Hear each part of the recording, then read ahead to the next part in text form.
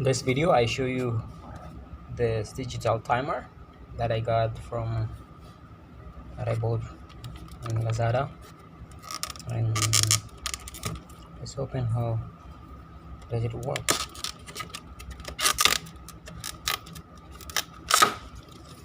So the timer comes with a manual how to operate. We'll go to that later. This is the timer.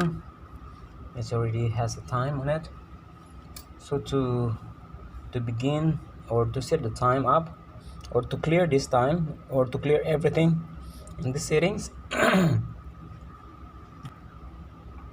clear all the programs in this device, just get a small needle or press this one for a few seconds until you see the things become all began to zero. If you want to set the time, just press clock and then R. Now is 7:40, so the time is count by 24 hours. The time now is 7. Then you press clock and minute at the same time and keep that pressing it until you reach on the time you wish, the exact time. And then if you want, if you notice, there is a Monday, that is the day, so you have to press clock and then week, or you just press week. Well, doesn't work. You have to press clock and then press the week as well. Yeah, and that's how to set a time.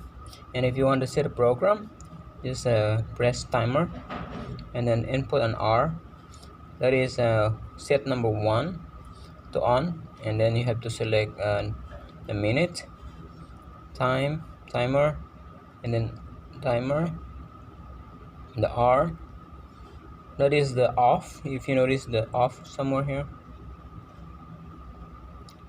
yeah, so that is the off. And if you press again, it will goes to number 2, and in here you can set the time, press the time as well, and then it will goes until 10 sets. If you use this device for hydroponic, let's say every 15 minutes, I think this is not the right device for shorter period of time. But if you need it for at least, it won't exceed for 10 times program.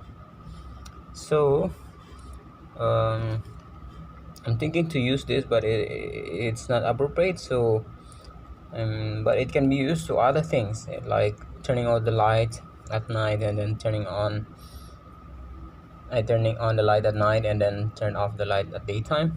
It's a very good switcher to use. Yeah. And on the next video, I'm going to show you the Sonoff Wi-Fi controller, Wi-Fi switch controller.